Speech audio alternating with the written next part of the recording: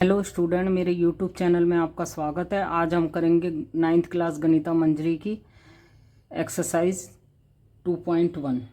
2.1 में जो first question है, फर्स्ट क्वेश्चन में बोला गया है find the degree of the following polynomial. जो डिग्री मीन्स होता है कि वेरिएबल के ऊपर जो पावर होती है ना, जो सबसे ज़्यादा पावर है उसी को ही हम डिग्री बोलते हैं। तो इसके अंदर क्या है, एक्स के ऊपर ये 2 बार एक्स लिखा है, एक्स पर एक बार पावर 2 है और ये सेकंड टाइम जो है वो पावर 1 है, मीन्स उसके ऊपर 1 पावर है। तो हाईएस्ट पावर कौन सी है इसके अंदर, ये है। तो बस इसका आंसर यही रहेगा solution, degree of polynomial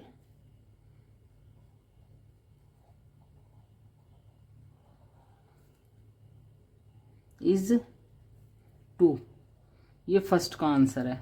same इसमें ये भी, इसका भी इसी तरीके से आंसर रहेगा। इसका सॉल्यूशन क्या रहेगा, डिग्री ऑफ पॉलिनोमियल क्या है, इसमें डिग्री इज 3। अब इस वाले में, इसमें क्या है, आपको याद होगा जब हम पिछली क्लासेस में जैसे ए की पावर 0 होता था तो हम उसको 1 के इक्वल कहते थे ना। तो ए मीन्स कोई वेरिएबल है। तो अगर हम इस वाले पॉलिनोमियल को ऐसे लिख दें, अब इसमें तो वेरिएबल है ही नहीं तो हम पावर क्या देखेंगे। तो अगर हम इसमें कोई भी एक वेरिएबल ले लें जिसकी पावर 0 हो तो वो तो 1 बन जाएगी ना। इसका पॉलिनोमियल की वैल्यू तो सेम ही रहेगी ना, बिल्कुल। तो इसमें जो डिग्री रहेगी वो क्या बन जाएगी,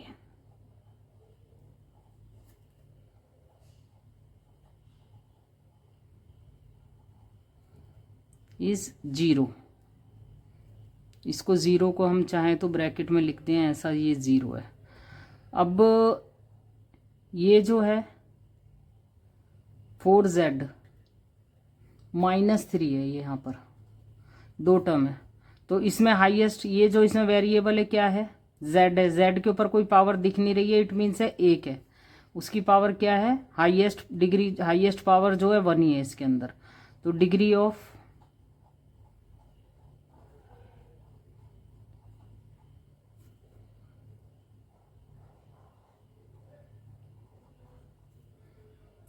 इज 1। अब सेकंड क्वेश्चन में क्या है, right the polynomials of degree 1, 2 and 3। तो वो कह रहा है कुछ पॉलिनोमियल्स लिखिए जिसके अंदर डिग्री 1 हो, 2 हो और 3 हो। तो पॉलिनोमियल्स, इसमें हम खुद ही लिखेंगे कोई भी पॉलिनोमियल्स ऑफ डिग्री 1। क्या हो सकता है, कुछ भी ले सकते हैं, बस पावर उसके ऊपर यही हो। जैसे ये है, ये डिग्री 1 वाला है तो हम कुछ भी ले सकते हैं। यहाँ पर ले लिया, जैसे हमने 4x -6, ये 2 हो गए। इसी तरीके से अगला पॉलिनोमियल ले लेते हैं हम, और डिग्री 2। 2 डिग्री वाले कौन से रहेंगे, जैसे ये है, कुछ भी लिख सकते हैं हम, 3x² + 4x -3, और कोई और ले सकते हैं x² -2, ऐसा भी ले सकते हैं। हाईएस्ट डिग्री इसके अंदर क्या है, 2 है। हाईएस्ट पावर को ही डिग्री बोलते हैं। अब एक और ले लेते हैं हम, 3 वाला भी बोला है उसने, पॉलिनोमियल्स ऑफ डिग्री 3। 3 के साथ क्या लेंगे, हाईएस्ट, जैसे आ गया 2x की पावर 3 + 5x की पावर 2 + 3x -6, ये हो गया हमारा हाईएस्ट पावर। क्या है, 3 है तो डिग्री इसकी यही रहेगी। और ले लेते हैं हम x की पावर 3 + 4x -2। ये हमने 3 एग्जाम्पल, ये 2 इनके कर दिए हैं पॉलिनोमियल। तो यहाँ पे फर्स्ट और सेकंड क्वेश्चन दोनों यहाँ पर खत्म होते करेंगे। क्वेश्चन नंबर थर्ड को, थर्ड क्वेश्चन में क्या है, what are the coefficient of the x² and x3 of given polynomial. तो इसमें जो पॉलिनोमियल दिया है वो ये है, पॉलिनोमियल दिया हुआ है। पॉलिनोमियल हम लिख लेते हैं एक बार, जो ये दिया हुआ है, ये रहा पॉलिनोमियल।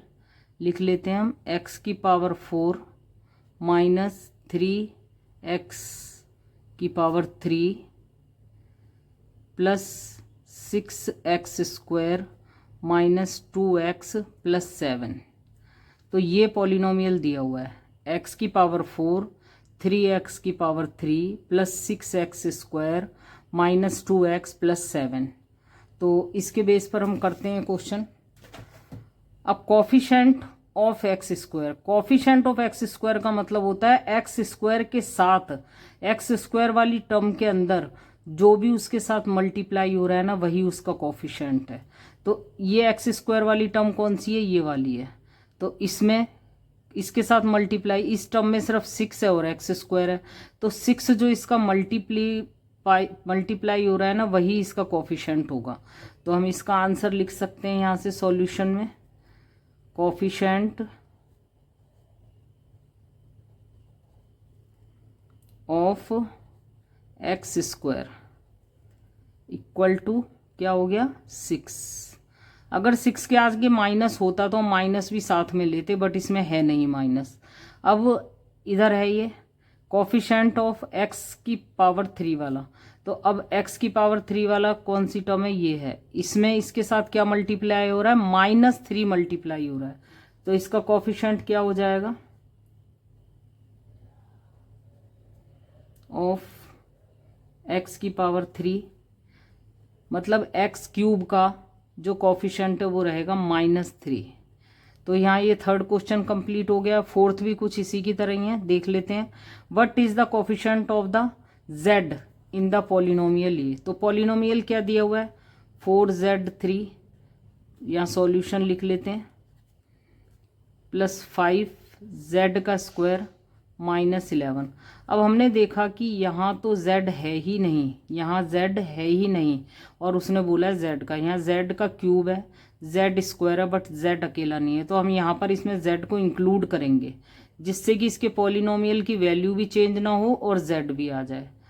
तो 5z स्क्वायर लिखेंगे, यहाँ पर हम प्लस 0z कर देंगे और -11 लिख देंगे। अब इस पे कोई फ़र्क नहीं पड़ा, क्योंकि 0 से z मल्टीप्लाई होके वैसे भी 0 बन जाएगा। तो पॉलिनोमियल तो एज इट इज़ ऐसा ही है ना, इसकी वैल्यू पे तो कोई इफेक्ट नहीं पड़ा है, तो हमने इसे कर लिया। तो अब हम क्या लिखेंगे यहाँ पर? z का कोफिशिएंट क्या हो जाएगा यहाँ?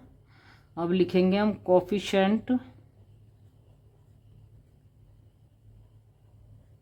Of z equal to 0, bracket में आप 0 ऐसा भी लिख सकते हैं।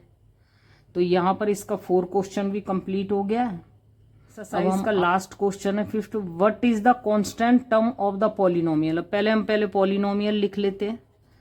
9x cube plus 5x square minus 8x minus 10, ये पॉलिनोमियल है। इसमें कांस्टेंट टर्म पूछी है उसने। कांस्टेंट टर्म क्या होती है? जिसके अंदर वेरिएबल नहीं होता। चलिए हम पहली टर्म को देखते हैं, इसमें तो वेरिएबल है x। दूसरी टर्म को देख रहे हैं, इसमें भी है वेरिएबल x स्क्वायर, इसमें x क्यूब है, इसमें x स्क्वायर है और इसमें x है। तो कांस्टेंट टर्म कौन सी हो गई?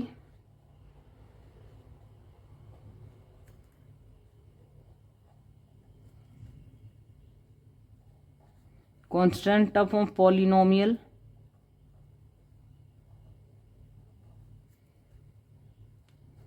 -10। तो आंसर इसका -10 ही होगा। यहाँ हमारा 2.1 एक्सरसाइज ख़त्म होती है और साथ में ये 5वां क्वेश्चन भी ख़त्म है और ये एक्सरसाइज भी ख़त्म होती है। Thanks for watching. Please like and subscribe the channel.